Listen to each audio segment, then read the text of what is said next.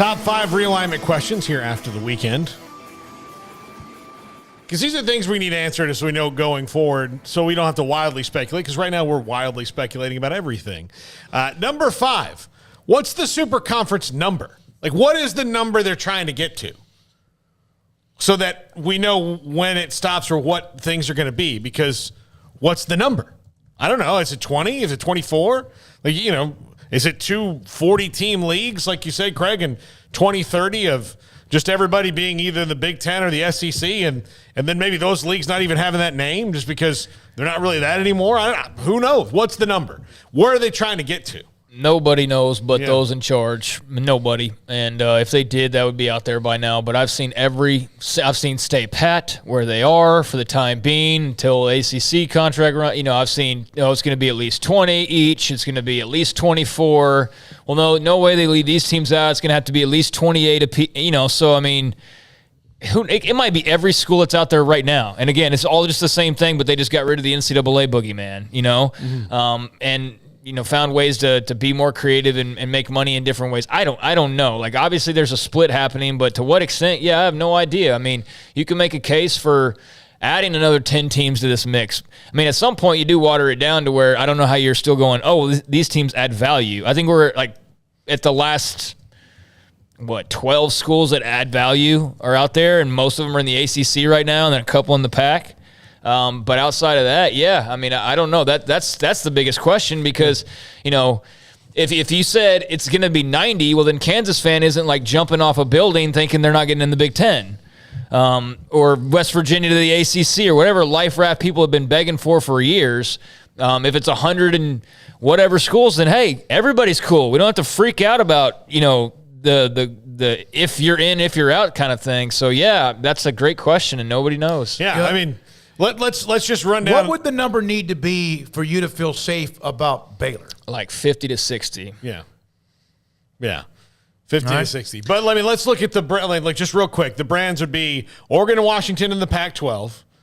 And that's only, quite frankly, I don't know that if you were to go toe-to-toe, for example, what is Washington's advantage over Baylor? They're just way bigger, and they've got way more history. Seattle. And that's that's their advantage. But like program-wise, give me Baylor over Washington's across the board all day, every day. Yeah. But they've got that thing that just Baylor can't change Waco overnight, and they can't have 100,000 alumni overnight like some of these other schools. If they did, then we wouldn't even be questioning. They'd be in. Like, it wouldn't even be a question. Yeah, I mean, like in the ACC, really, you've got Florida State, Clemson, UNC, maybe Virginia, Miami. Notre Dame, of course, is in there, other sports than football, but, Stanford, those are the schools we're really talking about. And then you kind of get in the weeds, like, as great as Virginia Tech's been in football, over their history, right. Like, do they get left out? Does NC State?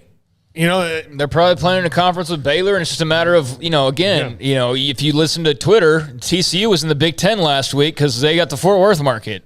Yeah. Well, that died out fast. Wonder why. And so, I guess eye of the beholder, and what are these people who are making these decisions actually looking for? But, I would think you got to get to like 50 for Baylor to start feeling like they got to – because here's the thing, Houston, TCU – what's it about? If it's about markets to an extent, well, they're screwed there because there's 2 or 3 schools in state right now that have bigger markets. So there alone is just a losing battle. Attached to the bigger markets. Right, yeah. So you know what, bringing this up, if you don't mind me, Paul, if you're Brigham Young, Cincinnati, Houston, and UCF, and you have been waiting to get your chance to be a part of a Power 5 conference, and you finally have your opening, and now this happens that might change all of that? Well, how about if you're Baylor, and I know I keep using them, but that's who we covered for beginners, and so it's just easy to go with that. But how about Cincinnati football? You guys are never going to be a part of the party with the Ohio States and the Bamas and here they are, and they're competing, and Baylor's a scandal a few years ago away from being in the playoff, basically. Go down in the dumps, come back, knocking on the door again last year. Here they are with Dave Aranda, recruiting the best class they've ever had. Money's good, everything's good, and then here's this. And it's like that unattainable brass ring that only a few select people are allowed to actually compete for. What I mean? And that's what I brought up. Yeah, I mean, you wait for your time, and it shows up. Do everything you're supposed to do, and then, it gets ripped away. Yeah. Well, and I think we know the answer to this next question based on that lead-in. What happens to the teams that wanted to join the Big 12 last year? Like, Oh what my happens to God, them? yeah. Like, here they are. Yeah. They've probably spent this year going, okay, well, we just have to wait on the TV deal and all this exit, blah, blah, blah, blah, blah. And then UCLA and USC do this. And you're like, oh, well, I guess we have to, like, they have to, again, hope for another miracle. Well, San Diego State feels the best out of probably all those. I wouldn't feel great if I was USF about much. Memphis is kind of in the middle. SMU, thank God they're from Texas. And Boise State, I mean, yeah, they had to. I don't know. Like, if the Pac-12 wants to survive and remain a thing, even if it's a shell of itself, then San Diego State and Boise State seem like they'd be great candidates to be the new Mountain West Pac-12, whatever you want to call it. But and then SMU, like, if you wanted to say, if the Big Ten for some reason, like, we got not the Big Ten, but like the Pac-12, we need some Texas flair here for recruiting purposes. SMU maybe get a phone call, but it's not great for USF, that's for sure. Yeah, I don't think for Memphis And I either. think that they would get to UNLV before they got to SMU, Maybe, just yeah. because of the regionality and then the growing market size there, and the fact that their office is going to be in Although Vegas. regionality doesn't matter, remember? Yeah, well, yeah. Or at least, I mean, it just makes sense for the... They're close, yes. Yeah, they're close. Number 3, for the Big 12, is it best to merge with somebody or just rate them? And I think the question there is, the answer there, to me, it's rate. I don't see any benefit to, getting a bunch of schools that aren't going to help you, as opposed to getting the ones that will help you, and then maybe not only looking west but looking east for when whatever happens with the ACC could happen. I know there's probably some parable or something about like not going eye for an eye, but I don't remember the Pac-12 throwing any life rafts last summer. Do you guys? No. I think they all like pointed and laughed and just kind of cracked on the Big 12. So no, I'm not throwing Cal a dadgum thing. There are a select few, Oregon, Washington, well, I'll just ignore what they said because I feel pretty good that we'll beat you and you're just going to add value and you're helping us in a roundabout way.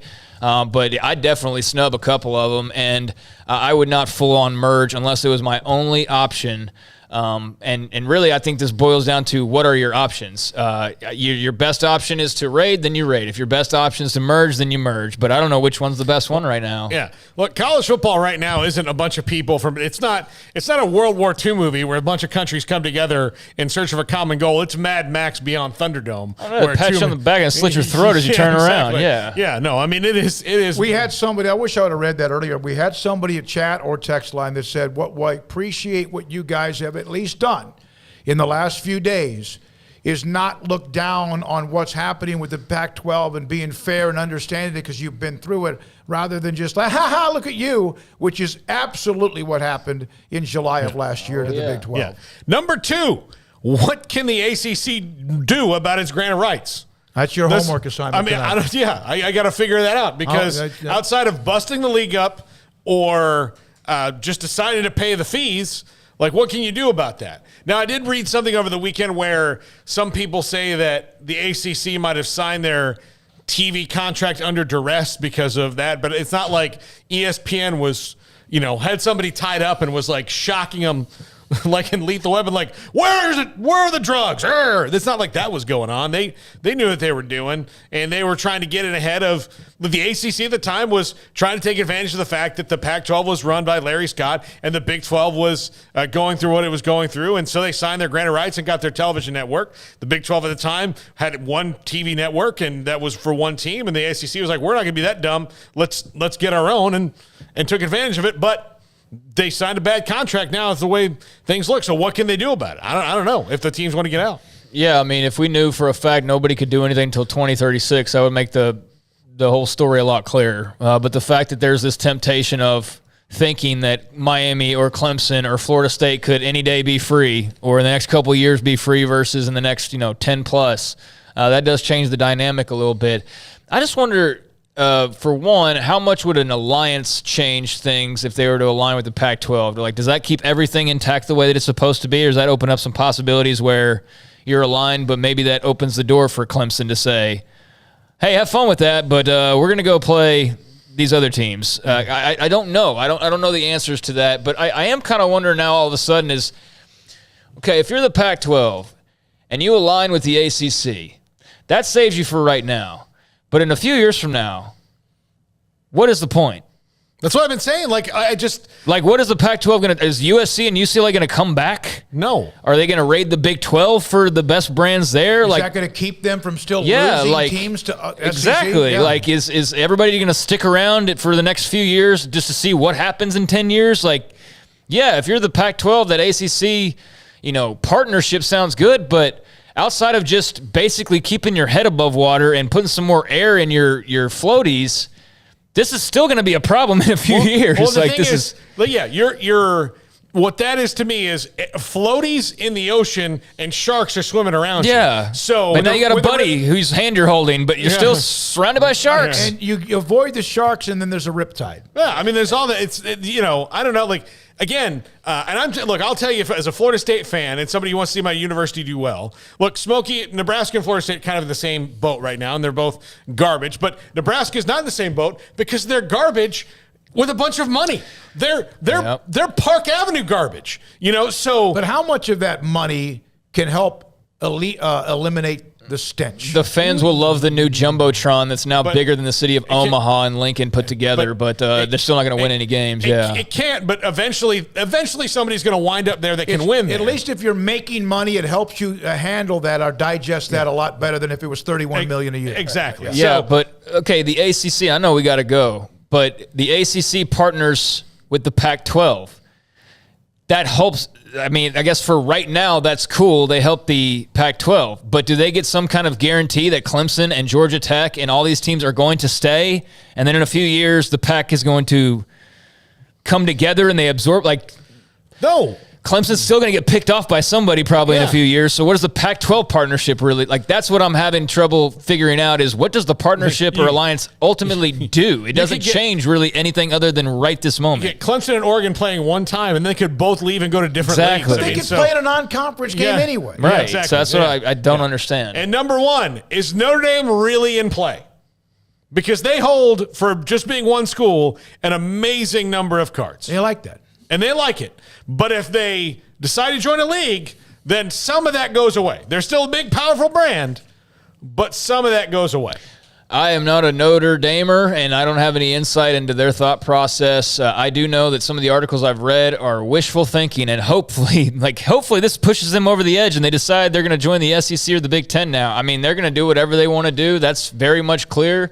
They're clearly not on anybody's time but their own, and who knows when we hear from them, but I think everything's in play right now if you're Notre Dame. But would it surprise you if they decided, this is probably the best time we could ever do this, but we're going to stay independent? It wouldn't surprise me because it's Notre Dame, but would it shock me to see them join one of those two conferences? No. Would it shock me? The only thing that would shock me would be to see them join, like our caller earlier, the Big 12, because it just wouldn't make any sense whatsoever for them to do that. All right.